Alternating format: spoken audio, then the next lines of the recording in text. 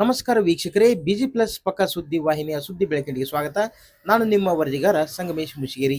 ಬನ್ನಿ ಇಂದಿನ ಪ್ರಮುಖ ಸುದ್ದಿಗಳನ್ನು ನೋಡೋಣ. ಕುಷ್ಟಗಿ ಪಟ್ಟಣದ ಮಾತೋಶ್ರೀ ಹೊಳೆಯಮ್ಮ ಚೌಡಕಿ ಸ್ಮಾರಕ ಮಹಿಳಾ ಪದವಿ ಕಾಲೇಜಿನಲ್ಲಿ ಸ್ವಾತಂತ್ರ್ಯ ಹೋರಾಟಗಾರರಾದ ಪರಮ ತಪಸ್ವಿ ಮುರುಡಿ ಭೀಮಜ್ಜ ಅವರ ಪುಣ್ಯತಿಥಿ ಹಾಗೂ ಪುಂಡಲಿಕಪ್ಪ ಜ್ಞಾನಮೋಟೆ ಅವರ ಸ್ಮರಣೆಯ ನಿಮಿತ್ತ ಶನಿವಾರ ದಿನ ವಿದ್ಯಾರ್ಥಿಗಳಿಗಾಗಿ ಉಪನ್ಯಾಸ ಕಾರ್ಯಕ್ರಮ ನಡೆಯಿತು. ಲೇಖಕ ಕಿಶನ್ ರಾವ್ ಕುಲಕರ್ಣಿ ಅವರು ಹೈದರಾಬಾದ್ ಪ್ರಾಂತ್ಯದ ವಿಮೋಚನೆ ಹೋರಾಟದ ಕುರಿತು ವಿಶೇಷ ಉಪನ್ಯಾಸ ನೀಡಿ, ಇಂದಿನ ಬದುಕಿನ ಬೆಳಕಿನ ಸ್ವಾತಂತ್ರ್ಯದ ಹಿಂದೆ ನೂರಾರು ಕತ್ತಲೆಯ ರಾತ್ರಿಗಳ ಹೋರಾಟವಿದೆ. ಬಂದೂಕಿಗೆ ಬಂದೂಕಿನಿಂದಲೇ ಉತ್ತರ ಕೊಟ್ಟು ಪುಂಡಲಿಕಪ್ಪ ಜ್ಞಾನಮೋಟೆ ಅವರಂತಹ ನೂರಾರು ಸ್ವಾತಂತ್ರ್ಯ ಹೋರಾಟಗಾರರ ಚಾಣಾಕ್ಷತನ ಮತ್ತು ಎದೆಗೊಟ್ಟು ನಿಂತು ಊರನ್ನೇ ಕಾಯ್ದ ಅವರ ರಕ್ತದ ಹನಿಗಳು, ಹೋರಾಟದ ಹೆಜ್ಜೆ ಗುರುತುಗಳು ಈ ಕುಷ್ಟಗಿಯ ಭಾಗದ ಮಣ್ಣಿನಲ್ಲಿ ಬೆರೆತಿವೆ ಎಂದರು. ನಾವು ಇಂದು ಬ್ರಿಟಿಷರ ವಿರುದ್ಧದ ಹೋರಾಟವನ್ನು ಮಾತ್ರ ನೆನಪಿಸಿಕೊಳ್ಳುತ್ತೇವೆ, ಆದರೆ ಕಲ್ಯಾಣ ಕರ್ನಾಟಕ ಭಾಗದ ಜನರಿಗೆ ಡಬಲ್ ಗುಲಾಮಗಿರಿ ಇತ್ತು ಎಂಬುದರ ಕಡೆ ಗಮನಿಸಬೇಕಿದೆ. ಒಂದು ಕಡೆ ಕ್ರೂರ ಬ್ರಿಟಿಷರು, ಇನ್ನೊಂದು ಕಡೆ ನಿಜಾಮನ ರಜಾಕಾರರ ಅತ್ಯಾಚಾರ, ದೌರ್ಜನ್ಯಗಳ ಉಪಟಳ ವಿರುದ್ಧ ಕ್ರಾಂತಿಯ ಕಹಳೆ ಊದಿದವರು ಸ್ವಾತಂತ್ರ್ಯ ಸೇನಾನಿ ಪರಮ ತಪಸ್ವಿ ಮುರುಡಿ ಭೀಮಜ್ಜನವರ ಮಾರ್ಗದರ್ಶನದಲ್ಲಿ ಪುಂಡಲಿಕಪ್ಪ ಜ್ಞಾನಮೋಟೆ ಹಾಗೂ ನೂರಾರು ಕ್ರಾಂತಿಕಾರರು ಕುಷ್ಟಗಿ, ಹನುಮಸಾಗರ, ಹನುಮನಾಳ ಮತ್ತು ಗಜೇಂದ್ರಗಡ ಪ್ರದೇಶದ ಈ ಮಣ್ಣು ಕೇವಲ ಮಣ್ಣಲ್ಲ, ಅದು ನಿಜಾಮನ ರಕ್ತ ಪಿಪಾಸು ಆಡಳಿತದ ವಿರುದ್ಧ ಹೋರಾಡಿದ ಗೆದ್ದ ನಮ್ಮ ಹಿರಿಯರ ತ್ಯಾಗದ ಸಂಕೇತವಾಗಿದೆ ಎಂದರು. ಒಂದು ವೇಳೆ ಅವರು ಕೂಡ ಏನಾದ್ರು ನಮ್ಗೆ ಯಾಕೆ ಬೇಕಿದೆಯಲ್ಲ, ನಾವು ಕೂಡ ಆರಾಮ ತಂದೆಗೆ ಮಕ್ಕಳಾಗಿ, ತಾಯಿಗೆ ಪ್ರೀತಿಯ ಮಕ್ಕಳಾಗಿ ನಮ್ಮಷ್ಟಕ್ಕೆ ನಾವು ಎದ್ದು ಬಿಟ್ರೆ ಯಾರು ಬೇಕು ಅಂತಕ್ಕಂಥದ್ದೇನಾದ್ರೂ ಅವರು ತಡೆದ್ರೆ ನಮಗೆ ಈ ಸ್ವಾತಂತ್ರ್ಯ ಸಿಕ್ಕಿದ್ದಿಲ್ಲ, ಈ ಹಕ್ಕುಗಳು ಸಿಕ್ಕಿದ್ದಿಲ್ಲ, ಇಷ್ಟೊಂದು ನೆಮ್ಮದಿಯಿಂದ ಬದುಕಲಿಕ್ಕೆ ನಮಗೆ ಸಾಧ್ಯ. ಇಂಥದ್ದನ್ನ ಕಾರ್ಯಕ್ರಮವನ್ನ ಪ್ರತಿ ವರ್ಷ ಸಮಿತಿಯವರು ಕಾಲೇಜಿನೊಳಗೆ ಒಂದೇ ದಿವಸ ಯಾಕೆ ಹಾಕೋತಾರ ಅಂತಕ್ಕಂಥದ್ದು ಒಂದು ಬಹಳ ಮಹತ್ವವಾಗಿರುವಂಥದ್ದು.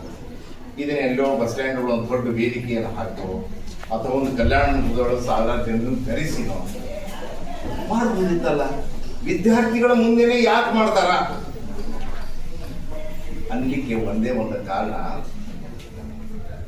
ನಮ್ಮ ಸ್ಥಳೀಯ ಇತಿಹಾಸ ನಮ್ಗೆಲ್ರಿಗೂ ಗೊತ್ತಿರಲಿ ಅಂತ.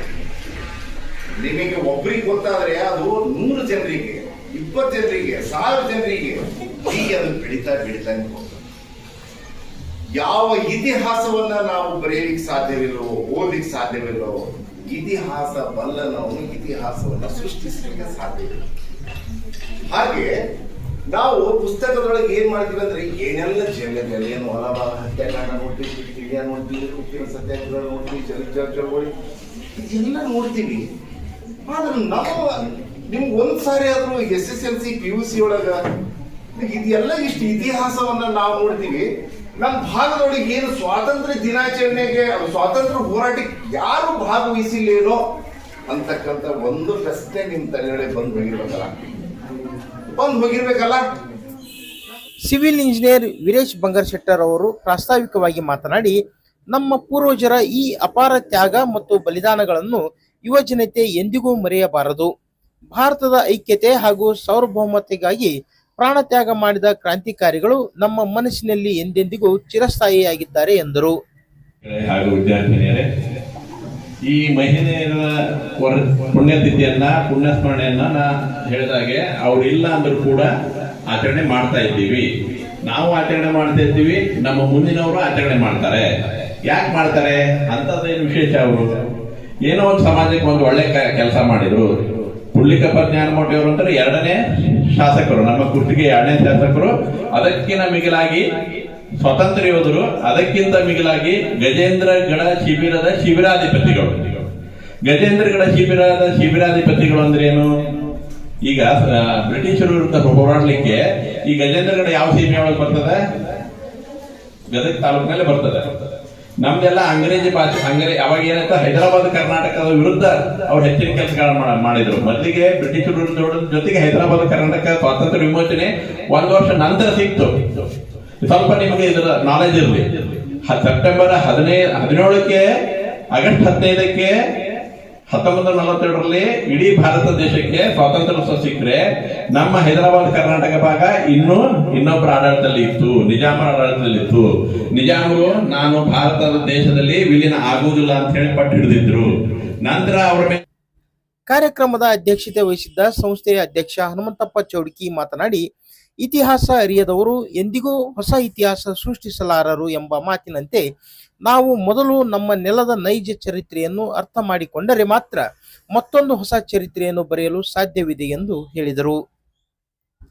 ಪ್ರಮುಖರಾದ ಬಾಬು ಘೋರ್ಪಡೆ, ರಮೇಶ್ ಕಾಪ್ಸೆ, ಎವೈ ಲೋಕರೆ, ಅಪ್ಪಣ್ಣ ನವಲಿ, ಮುಖೇಶ್ ನಿಲೋಗಲ್, ತೋಟಪ್ಪ ಪಟ್ಟಣಶೆಟ್ಟಿ, ಮಂಜುನಾಥ ಉತ್ತರಕರ್, ಕಾಲೇಜು ಉಪನ್ಯಾಸಕ ಸಿಬ್ಬಂದಿ ಹಾಗೂ ನೂರಾರು ವಿದ್ಯಾರ್ಥಿಗಳು ಇದ್ದರು.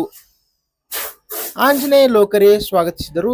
ಪ್ರಾಚಾರ್ಯ ತಿಪ್ಪಣ್ಣ ಬಿಜ್ಕಲ್ ಅವರು ಕಾರ್ಯಕ್ರಮ ನಿರ್ವಹಿಸಿದರು. ಅಸಡ್ಡತೆಯಿಂದ ದೇಶವನ್ನ ಕಾಣ್ತಾ ಇದ್ವಿ. ಅದಕ್ಕೆ ನಮ್ಮ ಸೊಳ್ಳಿಲಿ ನಾವು ನೀರು ಕುಡಿದ್ರೆ ಆಗಲ್ಲ. ಅದಕ್ಕೆ ಇನ್ನೊಬ್ಬರ ಸಹಕಾರ, ನಮ್ಮ ಸಹಕಾರ ಅವರಿಗೆ. ದೇಶ ನಮಗೆಲ್ಲ ಕೊಟ್ಟಿದೆ. ವಾಸ ಮಾಡಲಿಕ್ಕೆ ಸ್ವಚ್ಛಂದವಾದ ಗಾಳಿಯನ್ನು ಕೊಟ್ಟಿದ್ದಾರೆ, ಸ್ವಚ್ಛವಾದ ನೀರನ್ನು ಕೊಟ್ಟಿದ್ದಾರೆ. ಇವತ್ತು ಮನುಷ್ಯ ಈ ಪ್ರಪಂಚದಲ್ಲಿ ಇರ್ತಕ್ಕಂಥ ಎಲ್ಲ ಅನ್ವೇಷಣೆ ಮಾಡಿ ಐಷಾರಾಮಿ ಜೀವನವನ್ನ ನಾವು ಕಳೀತಾ ಇದ್ದೀವಿ.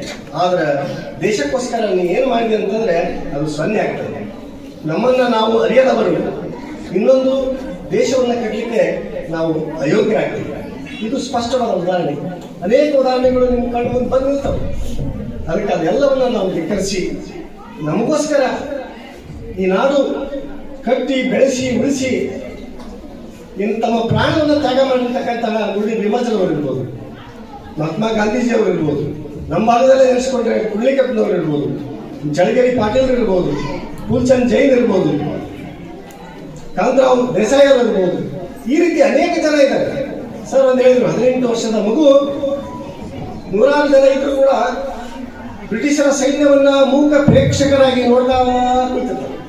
ಆ ರಿಯಾಕ್ಷನ್ಗೆ ಇರ್ತಕ್ಕಂಥ ಶಕ್ತಿ 10,000 ಜನರಿಗೆ ಕೂಡ ಬರಲಿಲ್ಲ. ಅದ್ರ ವಿರುದ್ಧ ಹೋರಾಟ ಬೆಳಿಬೇಕು ಅಂತಕ್ಕಂಥ ಆಲೋಚನೆ ಬರಲಿಲ್ಲ.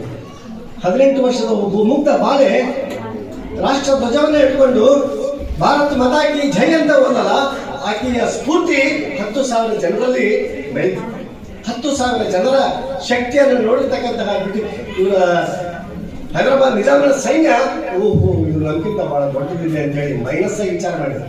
ಏನು ಪ್ಲಸ್ ಪಾಯಿಂಟ್ ಅಂತ ಬಂದಿದ್ರಲ್ಲ, ಅವರು ಈ ಮಗುವಿನ ಧೈರ್ಯ ಸಾಹಸವನ್ನು ನೋಡಿ 10,000 ಜನ ಏನು ಮೂಕ ಪ್ರೇಕ್ಷಕರಿದ್ರಲ್ಲ, ಅವರು ಕೂಡ ಭಾರತ ಧ್ವಜವನ್ನು ಹಿಡ್ಕೊಂಡು ಭಾರತ್ ಮಾತಾ ಕಿ ಜೈ ಅಂತ ಹೇಳಿದ್ರು. ಅವಾಗ ಹೈದರಾಬಾದ್ ಸೈನ್ಯ ಹಿಮ್ಮೆಟ್ಲಿಕ್ಕೆ ಆಗುತ್ತೆ. ಧನ್ಯವಾದಗಳು. ಸತ್ಯ, ನಿಖರತೆ ಮತ್ತು ಜನಪರ ಸುದ್ದಿಗಳೊಂದಿಗೆ ನಾವು ಸದಾ ನಿಮ್ಮೊಂದಿಗೆ. ನೋಡ್ತೀರಿ BG+ ಪಕ್ಕಾ ಸುದ್ದಿ.